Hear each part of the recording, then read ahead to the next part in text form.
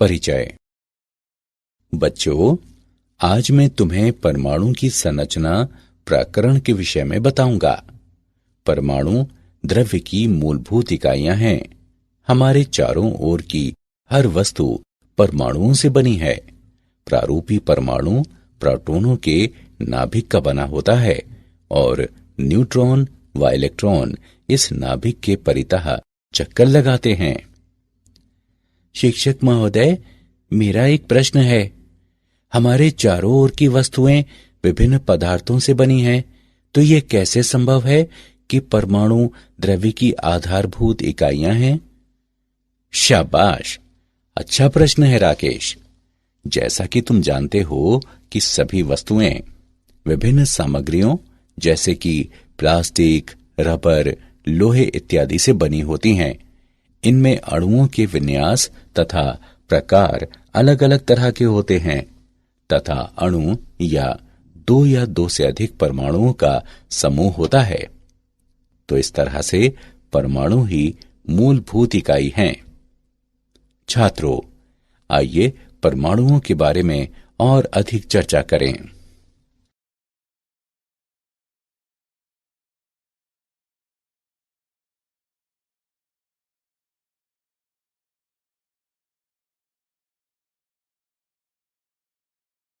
उद्देश्य।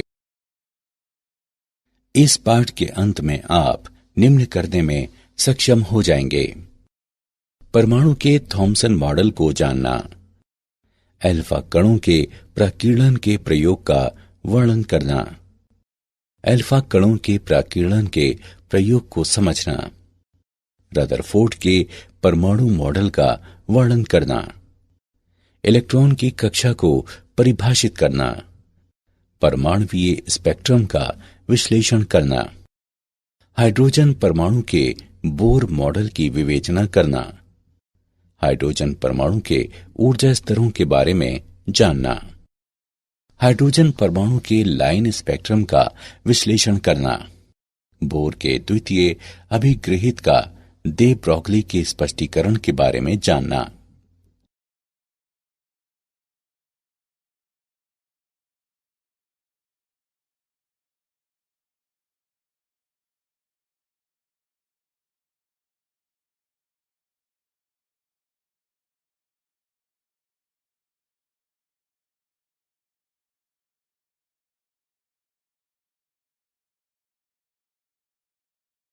थॉमसन का परमाणु मॉडल। सन 1898 में जे थॉमसन ने परमाणु का एक मॉडल प्रस्तावित किया, जिसे प्लम पुडिंग मॉडल भी कहा जाता है। उन्होंने बताया कि परमाणु किसी धनात्मक तरल जैसे कि पुडिंग से भरा होता है, जिसमें इलेक्ट्रॉन इस तरह अंतःस्थापित रहते हैं जैसे कि तरबूज में बीज। गोलीय मॉडल की त्रिज्या लगभग 10⁻⁻8 सेंटीमीटर होती है। धनात्मक तरल पर कुल धनावेश समान होता है, जो इलेक्ट्रॉनों के ऋणावेशों द्वारा सममितिक रूप से संतुलित रहता है।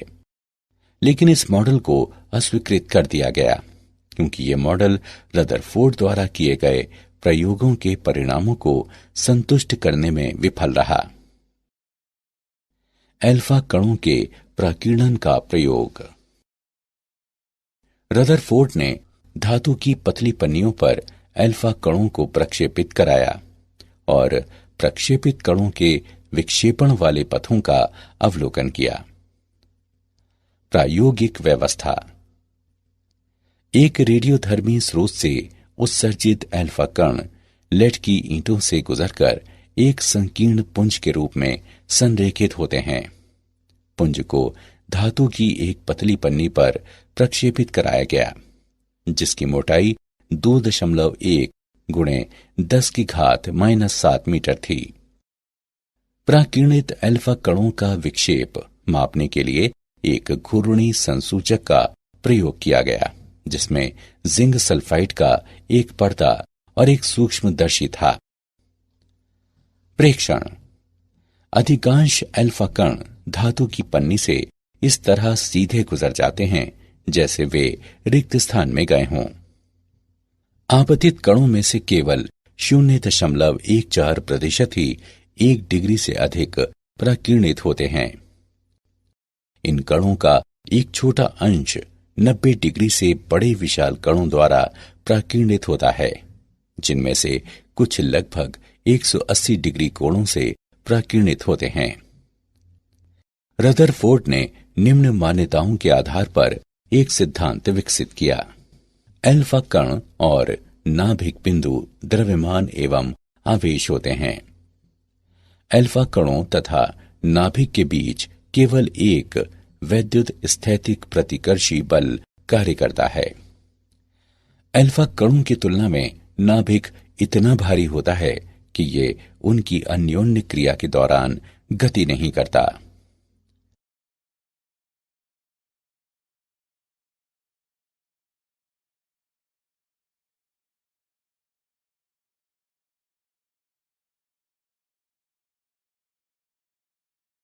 अल्फा कणों का प्रक्षेप पथ। चूंकि वैद्युत स्थैतिक बल 1/r वर्ग विचलित होता है, अल्फा कणों का प्रक्षेप पथ अति परवलयी होता है, जहां r अल्फा कण और नाभिक के बीच तात्क्षणिक पृथक्कन है। नाभिक तथा अल्फा कण की गति की आरंभिक रेखा के बीच की अभिलंबवत दूरी संघट्ट प्राचल कहलाती है। रदरफोर्ड ने थीटा प्रकीर्णन कोण से पर्दे पर पहुंचने वाले अल्फा कणों की संख्या n थीटा प्रति इकाई क्षेत्रफल परिकलित किया और पाया कि n थीटा साइन थीटा बटे 2⁴ के व्युत्क्रमानुपाती होता है। कण तथा नाभिक के बीच की निकटतम दूरी से नाभिक का आकार लगभग 10⁻⁻14 मीटर से लेकर 10⁻⁻15 मीटर तक होने का पता चलता है। परमाणु से संबंधित कोई इलेक्ट्रॉन नाभिक के बाहर आपेक्षिक बड़े आयतन वाले माने गए। परमाणु में बड़ा खाली स्थान होने के कारण अधिकांश अल्फा कण पतली पन्नी से बिना विक्षेपित हुए निकल गए। रदरफोर्ड का परमाणु मॉडल। रदरफोर्ड के प्रकीर्णन के प्रयोग ने नाभिकीय परमाणु मॉडल को जन्म दिया। इसकी मुख्य विशेषताएं निम्न हैं। परमाणु में धनावेशित तथा भारी क्रोड होती है, जो नाभिक कहलाता है। परमाणु के आकार की तुलना में नाभिक बहुत ही कम स्थान घेरता है। नाभिक कई इलेक्ट्रॉनों से घिरा रहता है, जिससे परमाणु विद्युतिक रूप से उदासीन हो जाता है। इलेक्ट्रॉनों को नाभिक की ओर विद्युत बल आकर्षित करता है, जिसके विरुद्ध अपने स्थानों पर बने रहने के लिए वे नाभिक के परितः कक्षाओं में चक्कर लगाते हैं।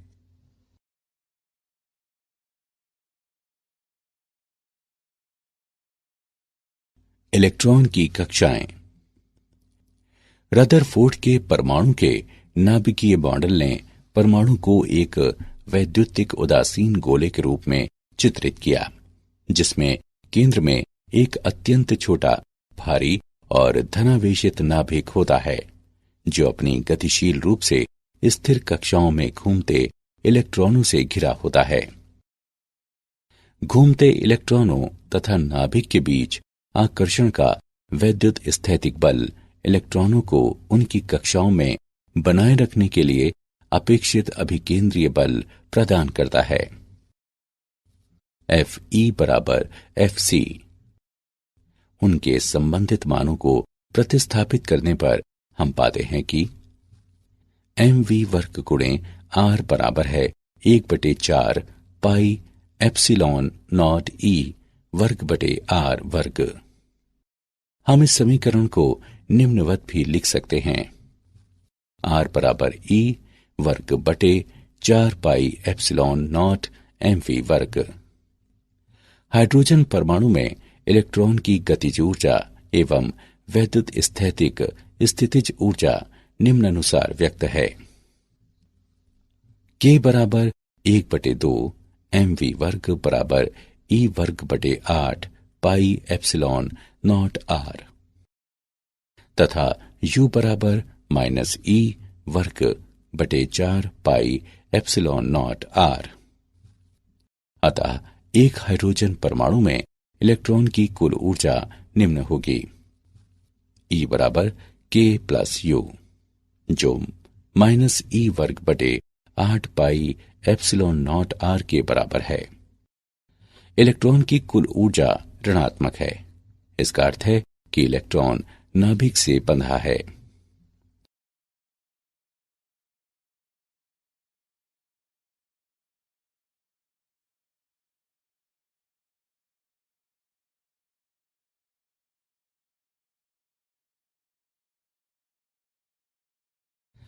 परमाणुवीय स्पेक्ट्रम। हाइड्रोजन जैसी गैस से भरी निर्वातित कांच नलिका में स्थित दो इलेक्ट्रोडों के मध्य पर्याप्त उच्च विभवांतर प्रयुक्त करके विद्युत चुम्बकीय विकिरण उत्सर्जित किया जा सकता है। यदि उत्सर्जित रेखाओं का विश्लेषण किया जाए तो विविक्त रेखाओं की श्रृंखला देखी जाती है, जिसमें प्रत्येक रेखा एक विशिष्ट तरंग दैर्ध्य के संगत होती है। काली पृष्ठभूमि में चमकीली रेखाओं की ऐसी श्रृंखला उत्सर्जन रैखिक स्पेक्ट्रम कहलाती है। जब किसी गैस से श्वेत प्रकाश गुजरता है तो पारगत प्रकाश में कुछ काली रेखाएं होती हैं। ये काली रेखाएं गैस की सामग्री का अवशोषक रैखिक स्पेक्ट्रम कहलाती हैं। दृश्य क्षेत्र में रेखाओं का समूह बामर श्रेणी कहलाता है। ये रेखाएं निम्न समीकरण द्वारा वर्णित की जा सकती हैं: 1/लैम्डा बराबर r 1/2 वर्ग माइनस 1/n वर्ग। यहां n के मान 3, 4, 5 व इसी प्रकार अन्य हो सकते हैं तथा r रिडबर्ग नियतांक है, जिसका मान 1.097332 गुणे 10⁻7 प्रति मीटर होता है। दृश्य क्षेत्र के बाहर स्थित रेखाओं की अन्य श्रेणियां निम्न हैं: लाइमैन श्रेणी, जो निम्न रूप में व्यक्त है: 1/लैम्डा बराबर r 1/1 वर्ग माइनस 1/n वर्ग। यहां n के मान 2, 3, 4, 5 व इसी प्रकार अन्य हो सकते हैं। पाशन श्रेणी, जो निम्न रूप में व्यक्त है: 1/लैम्डा बराबर r 1/3 वर्ग माइनस 1/n वर्ग। यहां n के मान 4, 5, 6, 7 व इसी प्रकार अन्य हो सकते हैं। ब्रैकेट श्रेणी, जो निम्न रूप में व्यक्त है: 1/लैम्डा बराबर r 1/4 वर्ग माइनस 1/n वर्ग। यहां n के मान 5, 6, 7, 8 व इसी प्रकार अन्य हो सकते हैं। फंड श्रेणी, जो निम्न रूप में व्यक्त है: 1/लैम्डा बराबर r 1/5 वर्ग माइनस 1/n वर्ग। यहां n के मान 6, 7, 8, 9 व इसी प्रकार अन्य हो सकते हैं।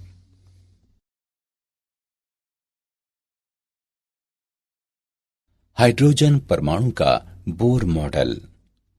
परमाणु के बोर मॉडल के मूल अभिगृहित निम्न हैं: इलेक्ट्रॉन नाभिक के परितः कूलॉम बल के प्रभाव में विशिष्ट वृत्तीय कक्षाओं में घूमता है, जो स्थैतिक कक्षाएं कहलाती हैं।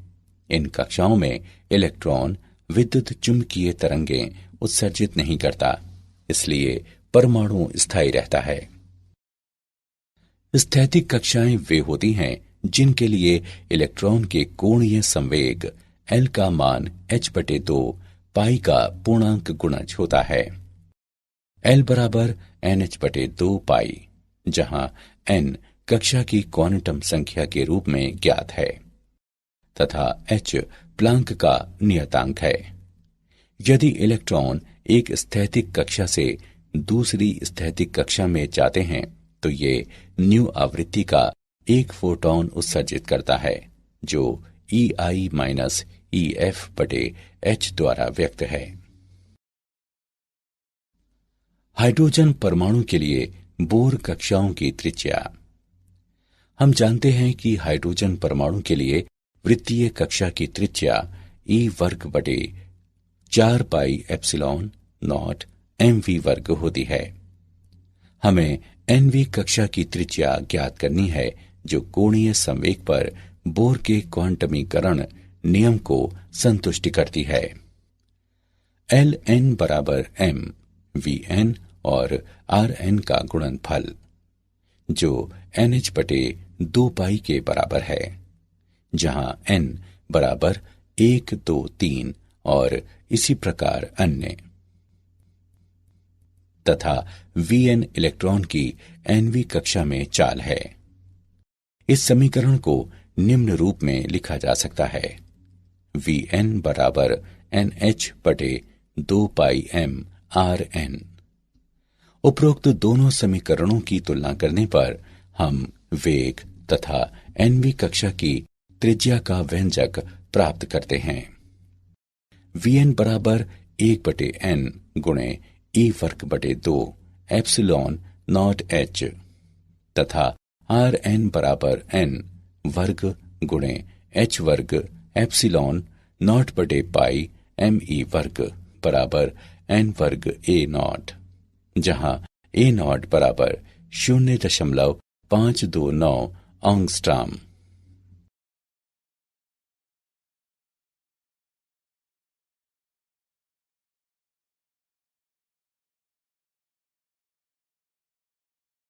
हाइड्रोजन परमाणु के ऊर्जा स्तर। हम जानते हैं कि हाइड्रोजन परमाणु की कुल ऊर्जा इलेक्ट्रॉन की गतिज ऊर्जा तथा नाभिक के कूलॉम क्षेत्र में इसकी स्थितिज ऊर्जा का योग होती है। En बराबर माइनस E वर्ग बटे 8 पाई एप्सिलॉन नॉट Rn। इस समीकरण को निम्नवत भी लिखा जा सकता है। En बराबर me की घात 4 बटे 8 एप्सिलॉन नॉट वर्ग n वर्ग h वर्ग, जहां E नॉट बराबर me की घात 4 बटे 8 एप्सिलॉन नॉट वर्ग h वर्ग। En बराबर 2.2 गुणे 10 की घात माइनस 18 जूल, जो 13.6 इलेक्ट्रोवोल्ट के बराबर है। उपरोक्त समीकरण को निम्नवत भी लिखा जा सकता है। En बराबर माइनस 13.6 बटे n वर्ग इलेक्ट्रोवोल्ट। इन समीकरणों द्वारा वे निर्दिष्ट ऊर्जाएं हाइड्रोजन परमाणु के ऊर्जा स्तर कहलाती हैं। ये स्तर ऋणात्मक रूप से इंगित करते हैं कि हाइड्रोजन परमाणु एक आबद्ध निकाय होता है। न्यूनतम स्थैतिक ऊर्जा अवस्था, जो कि तलस्थ अवस्था भी कहलाती है, n बराबर 1 के संगत होती है और इसकी ऊर्जा E1 बराबर माइनस 13.6 इलेक्ट्रोवोल्ट होती है। अगली अवस्था, जो कि प्रथम उत्तेजित अवस्था कहलाती है, n बराबर 2 के संगत होती है तथा इसकी ऊर्जा E2 बराबर माइनस 3.4 इलेक्ट्रोवोल्ट होती है तथा इसी प्रकार आगे अन्य अवस्थाएं होती हैं। क्वांटम संख्या बढ़ते जाने के साथ संगत ऊर्जा शून्य के निकट आती जाती है। परमाणु की तलस्थ अवस्था से मुक्त होने के लिए इलेक्ट्रॉन द्वारा आवश्यक न्यूनतम ऊर्जा परमाणु की आयनन ऊर्जा कहलाती है। अतः हाइड्रोजन परमाणु की आयनन ऊर्जा 13.6 इलेक्ट्रोवोल्ट होती है। उदाहरण। आइए बोर के हाइड्रोजन परमाणु मॉडल का एक उदाहरण देखें। बोर के हाइड्रोजन परमाणु की तलस्थ अवस्था में इलेक्ट्रॉन द्वारा उत्सर्जित विकिरण की न्यूनतम से अधिकतम तरंगदैर्ध्य का अनुपात ज्ञात करें। आइए इसका हल देखें। इलेक्ट्रॉन दो ऊर्जा स्तरों N1 और N2 के बीच पारगमन के संगत विकिरण ऊर्जा 13.6 गुणे 1/N1 वर्ग माइनस 1/N2 वर्ग इलेक्ट्रोवोल्ट होगी। E न्यूनतम है जहां N1 बराबर 1 और N2 बराबर 2। E न्यूनतम बराबर है 13.6 गुणे 3/4 इलेक्ट्रोवोल्ट। E अधिकतम है जहां N1 बराबर 1 और N2 बराबर अनंत। E अधिकतम बराबर 13.6 इलेक्ट्रोवोल्ट। अब E न्यूनतम एवं E अधिकतम का अनुपात लेने पर हम पाते हैं कि E न्यूनतम बटे E अधिकतम बराबर 3/4 या लैम्डा न्यूनतम बटे लैम्डा अधिकतम बराबर 3/4। अतः बोर के हाइड्रोजन परमाणु की तलस्थ अवस्था में इलेक्ट्रॉन द्वारा उत्सर्जित विकिरण की न्यूनतम से अधिकतम तरंगदैर्ध्य का अनुपात 3:4 होगा।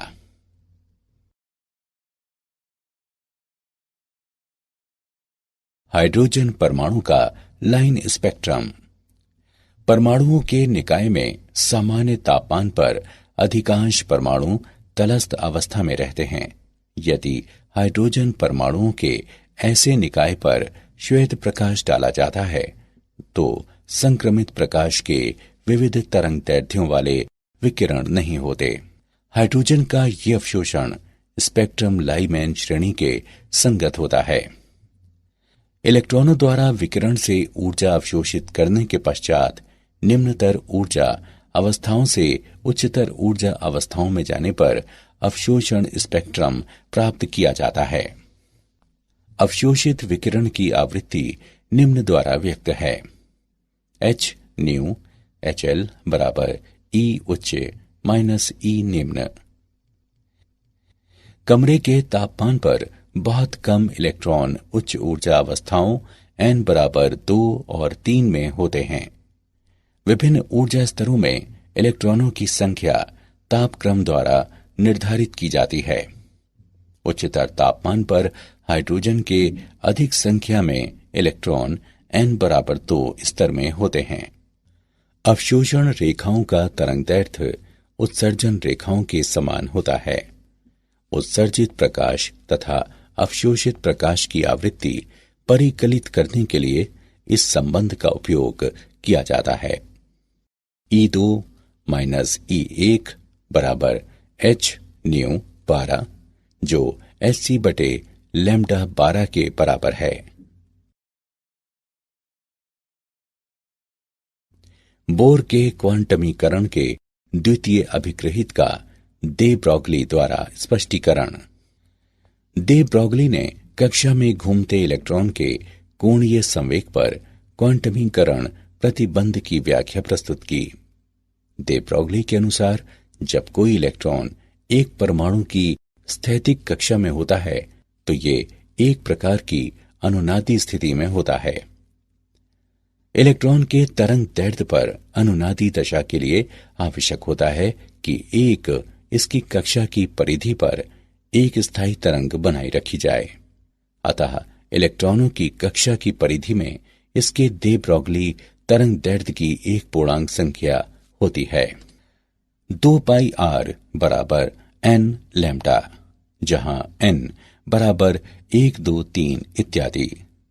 m द्रव्यमान तथा v चाल वाले इलेक्ट्रॉन के लिए दे ब्रॉगली तरंगदैर्ध्य h/mv होगा। इसे इस रूप में लिखा जा सकता है mvr बराबर nh/2π। ये बोर का कोणीय संवेग क्वांटमीकरण प्रतिबंध है। क्या आप जानते हैं ब्रह्मांड में परमाणुओं की संख्या लिखने के लिए 10 से 80 शून्य लगाने होंगे।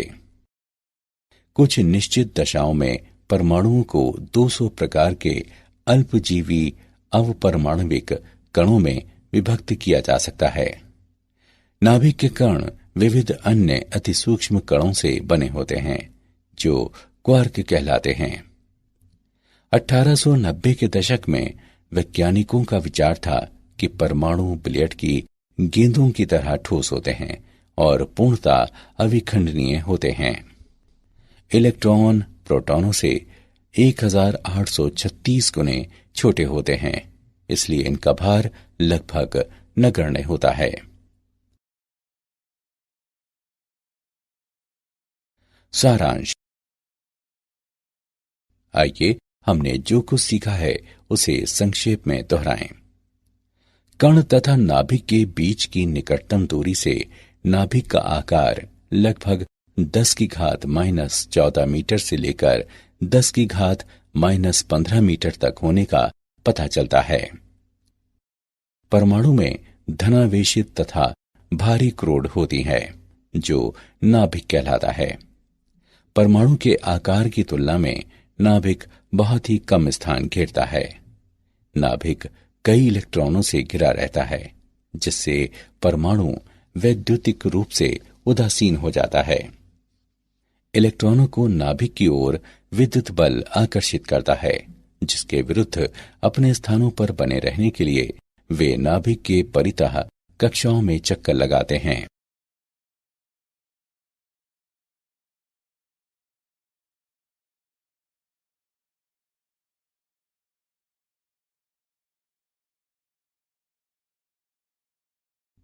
जब किसी गैस से श्वेत प्रकाश गुजरता है तो पारगत प्रकाश में कुछ काली रेखाएं होती हैं। ये काली रेखाएं गैस की सामग्री का अवशोषण रैखिक स्पेक्ट्रम कहलाती हैं। इलेक्ट्रॉन नाभिक के परितः कूलॉम बल के प्रभाव में विशिष्ट वृत्तीय कक्षाओं में घूमता है, जो स्थैतिक कक्षाएं कहलाती हैं।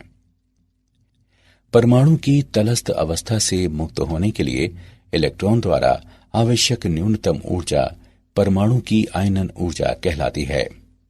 इलेक्ट्रॉनों द्वारा विकिरण से ऊर्जा अवशोषित करने के पश्चात निम्नतर ऊर्जा अवस्थाओं से उच्चतर ऊर्जा अवस्थाओं में जाने पर अवशोषण स्पेक्ट्रम प्राप्त किया जाता है।